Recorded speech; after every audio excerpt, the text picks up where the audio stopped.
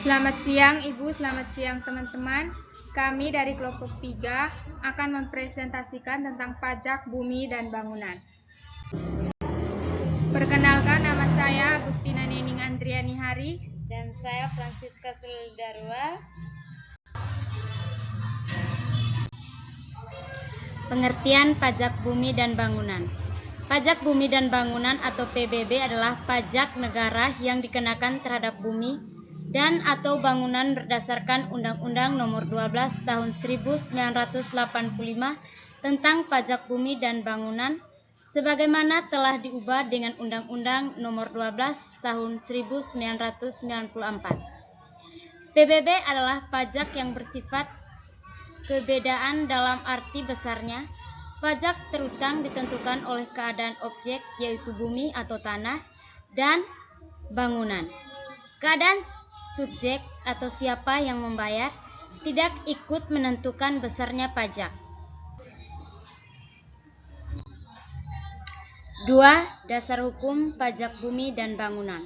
Yang pertama, Undang-Undang Nomor 28 Tahun 2009 tentang pajak daerah dan retribusi daerah.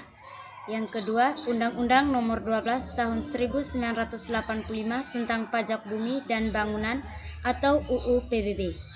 Yang ketiga, PP Nomor 55 Tahun 2016 dan PP Nomor 37 Tahun 2013.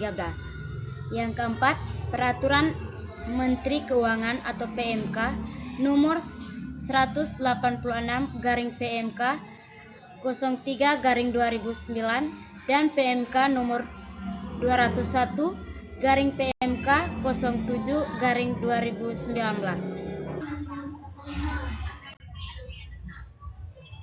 Yang kelima, Peraturan Daerah atau Perda.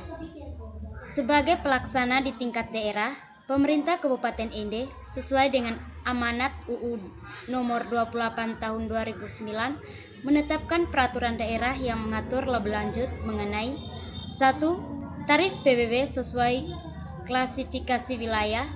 Yang kedua, batas NJOP tidak kena pajak. 3. Tata cara penagihan dan pemberian insentif atau pengurangan pajak. Objek dan subjek pajak bumi dan bangunan. Objek PBB, objek pajak dan bangunan atau PBB adalah benda tidak bergerak, yaitu berupa bumi dan bangunan.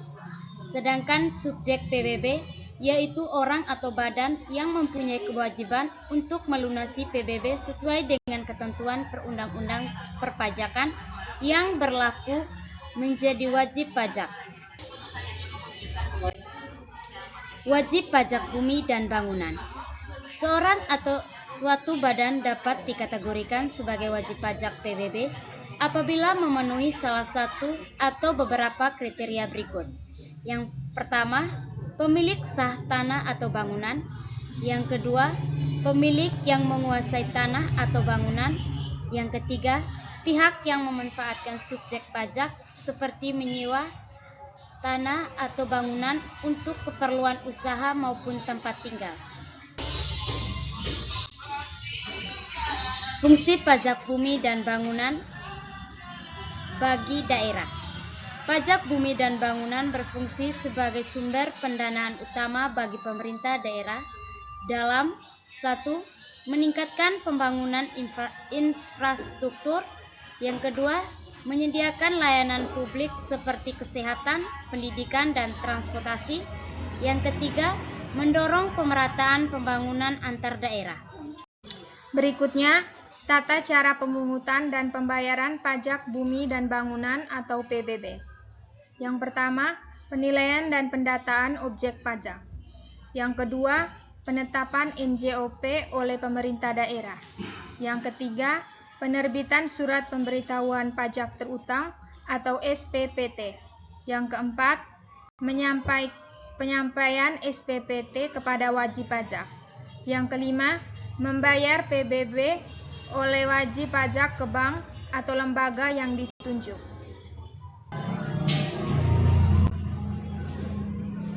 Berikut tata cara pembayaran pajak bumi dan bangunan. Yang pertama, pembayaran langsung ke tempat pembayaran wajib pajak, membayar PBB terutang ke tempat yang ditunjuk sebagaimana tercantum pada surat pemberitahuan pajak terutang atau SPPT atau surat tagihan pajak atau STP PBB. Yang kedua, pembayaran melalui pemindahan bukuan atau transfer wajib pajak meminta bank atau kantor pos dan giro untuk memindah bukukan uang ke tempat pembayaran dengan mencantumkan nama, letak objek pajak, nomor seri sesuai yang tercantum dalam SPPT atau SKP atau STP. Pembayaran dengan cara ini akan dianggap sah apabila telah dilakukan clearing. Yang ketiga, pembayaran melalui petugas pemungutan wajib pajak yang bertempat tinggal jauh atau sulit, sarana dan prasarana dari tempat pembayaran yang ditunjuk dapat menyetorkan PBB melalui petugas pemungutan. Selanjutnya, penyetorkan ke bank atau kantor pos dan giro tempat pembayaran. Berikutnya, tarif pajak bumi dan bangunan atau PBB. Tarif pajak PBB naik seiring berlakunya Undang-Undang Nomor 1 Tahun 2022 tentang hubungan keuangan antara pemerintah pusat dan daerah atau UU-HKPD. UU-HKPD mengatur berbagai ketentuan desentralisasi fiskal dan asas otonomi pemerintah. Salah satunya mengenai penetapan kenaikan tarif PBB merujuk pasal 41 Undang-Undang HKPD, besar tarif PBB paling tinggi 0,5%.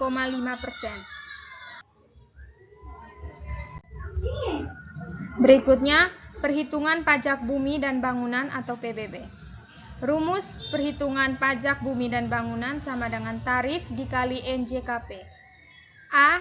Jika NJKP sama dengan 40% dikali NJOP dikurang NJOP TKP, maka besarnya PBB sama dengan 0,5% dikali 40% dikali NJOP dikurang NJOP TKP sama dengan 0,2% dikali NJOP dikurang NJOP TKP. Yang ke B, jika NJKP sama dengan 20% dikali NJOP dikurang NJOP TKP, maka besarnya PBB sama dengan 0,5% dikali 20% dikali NJOP kurang NJOP TKP sama dengan 0,1% dikali NJOP dikurang NJOP TKP. Berikutnya, contoh perhitungan pajak bumi dan bangunan atau PBB. Diketahui luas tanah 1000 meter persegi, luas bangunan 500 meter persegi, NJOP-nya sama dengan 1 juta, NJOP TKP sama dengan 12 juta, NJKP sama dengan sudah ditetapkan di atas 1 miliar sama dengan 40% dan di bawah 1 miliar sama dengan 20%. Tarif PBB-nya sama dengan 0,5%. Jawab, luas dikali NJOP dikurang NJOP TKP dikali NJKP dikali tarif sama dengan hasil PBB. 1.500.000 dikali 1 juta sama dengan 1.500 miliar dikurang 12 juta. 1.488.000 dikali 40% sama dengan 595.200 juta dikali 0,5% sama dengan 2.976.000. Yang terakhir, kesimpulan. Pajak bumi dan bangunan atau PBB merupakan salah satu komponen penting dari pendapatan asli daerah atau PAD yang dikelola langsung oleh pemerintah Kabupaten Ende sejak diberlakukannya desentralisasi fiskal berdasarkan Undang-Undang Nomor 28 Tahun 2009. Implementasi PBB di Kabupaten Ende masih menghadapi berbagai kendala, seperti rendahnya kesadaran wajib pajak, kurang akuratnya data objek dan subjek pajak, serta keterbatasan teknologi dan sumber daya manusia dan pelayanan pajak. Potensi PBB di Kabupaten Ende cukup besar, mengingat luasnya wilayah dan banyaknya tanah dan bangunan yang dapat menjadi sumber pajak. Namun, potensi ini belum tergarap secara maksimal. Upaya yang telah dilakukan oleh pemerintah daerah seperti pendataan, penetapan NJOP, dan pemungutan melalui UPT dan efisiensi menunjukkan komitmen yang baik, meskipun masih perlu ditingkatkan efektivitas dan efisiennya. Sekian presentasi dari kelompok kami ucapkan terima kasih.